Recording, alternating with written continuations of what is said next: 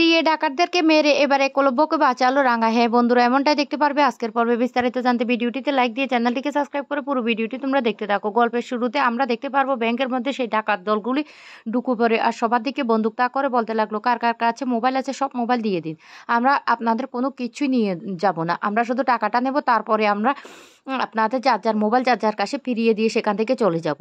তো হঠাৎ করে দেখতে পায় ব্যাংকের ম্যানেজার আর কি যেন একটা করছে। তখন ব্যাংকের ম্যানেজার মাথায় বন্দুক তাক করে বলতে লাগলো, এই এই ক্যাশের চাবিটা দিন, ক্যাশের চাবিটা কোথায়? তখন ভয়ে ব্যাংক ম্যানেজার চাবিটা দিয়ে দেয় আর বলতে লাগলো, যাও তাড়াতাড়ি টাকাটা বের করে নেয়। অন্যদিকে দেখা যায় একলব্যর মা বাবা সবাই প্রচন্ড ভয় পেতে থাকে। আর একলব্য তখন বলতে লাগলো, শুনুন আপনাদের কাছে মোবাইল আছে, একবার পুলিশকে ফোন করুন। এই বলে পুলিশকে ফোন করতে যাবে, তখনই ডাকাত দলের একজন সেখানে চলে আসে আর বলতে লাগলো, কাকে ফোন করছেন?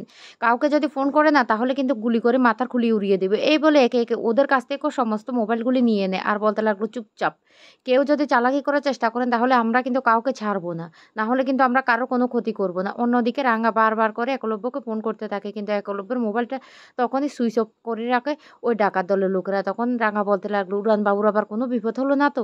আমি কি করব, আমি বারবার ফোন করছি কিন্তু কিছুতেই উড়ানবাবু ফোনটা রিসিভ করছে না, আমি তো বারবার যাওয়ার চেষ্টা করছি কিন্তু মায়ের দিব্যিটার কথা মনে পড়ে যাচ্ছে, আমি কি করে উড়ানবাবুকে বাঁচাবো আমি তো বুঝতে পারছি না। অন্যদিকে দেখা যায় রাঙা তখন দরজাটা একটু ফাঁক করে দেখতে থাকে আর দেখতে থাকে ওই ডাকাতগুলি ব্যাংকের সমস্ত লোকদেরকে ভয় দেখাতে থাকে বন্দুক তাক করে ধরে রেখে। তখন রাঙ্গার শাশুড়ি বলতে লাগলো, কি করবে রাঙ্গা কোথায়, কিছুই তো বুঝতে পারছি না। এইদিকে হঠাৎ করে আহিরি ফোন করে রাঙ্গার মোবাইলে আর মোবাইলটা বেজে উঠে। আর তখনই বলতে লাগলো, আহিরি দিদির এখন সময় হলো আমাকে ফোন করার, মোবাইলটা সুইচ অফ করতে ভুলে গিয়েছি, এবার আমি কি করব। এইদিকে ডাকাত দল লোকগুলো বলতে লাগলো, কার যেন মোবাইল ফোনের শব্দ পেয়েছি, কে কে কার কাছে মোবাইল আছে? এইদিকে ময়না ছাদে গিয়ে একটা রবীন্দ্রসঙ্গীত বাজিয়ে দিয়ে রিহার্সাল করতে থাকে। তখন বিন্দা সেখানে চলে আসে আর বলতে লাগলো, মা বাবা ফিরেছে? তখনই ময়না বলতে লাগলো, কে না এমন করছো সেটাই তো বুঝতে পারছি না, দেখতে পাচ্ছ না একটা রিহার্সাল করছি।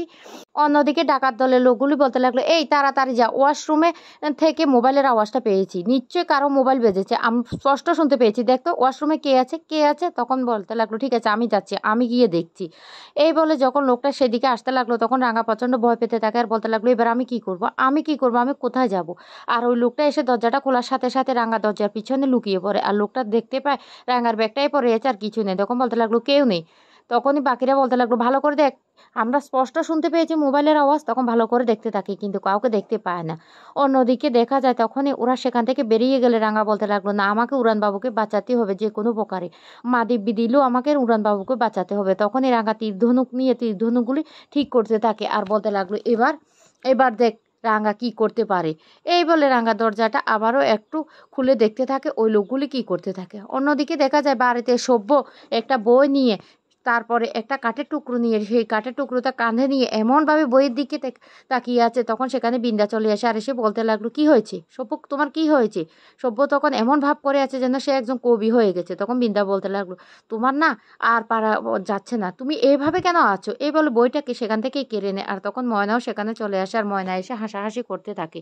বিন্দা তখন বলতে লাগলো, এই তোমাকে কি বলছি, মা বাবা এসেছে কিনা তোমাকে জিজ্ঞেস করছি না। এইদিকে রাঙা হঠাৎ করে সেখান থেকে একটা তীর ছুঁড়ে মারে ওই ডাকাত দলের লোকদের কাছে। তখন সেই লোকটা নিচে পড়ে যায় আর বলতে লাগলো, কে তুর ছুঁড়ে মারলো, কে তীর ছুঁড়ে মারলো?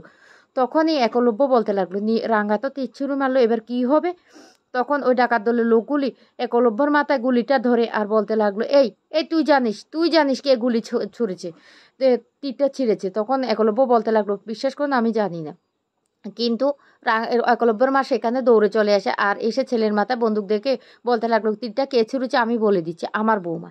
এই কথা শুনে ডাকাতরা তখন বলতে লাগলো, কোথায় কোথায় সে, আমি কিন্তু কাউকে ছাড়বো না। তখনই রাঙা এমনভাবে বেরিয়ে আসে যেন ও অতিরিক্ত সাহস নিয়ে সে বেরিয়ে আসে। তারপরে সে বলতে লাগলো, এই আমি তো মরবো, সাথে সাথে তোদেরকেও মারবো, এই তীরটা মারবো হয় তোদের চোখে, না তো তোদের বুকের হৃৎপিণ্ডে, তোদের হৃৎপিণ্ডটা আমি ঝালাফালা করে দেবো। আর এদিকে ইশারা করে একলব্যকে বুঝাতে থাকে যে রাঙা তীরটা মারার সাথে সাথে যেন সে আরেকটা লোককে ধরে ফেরে।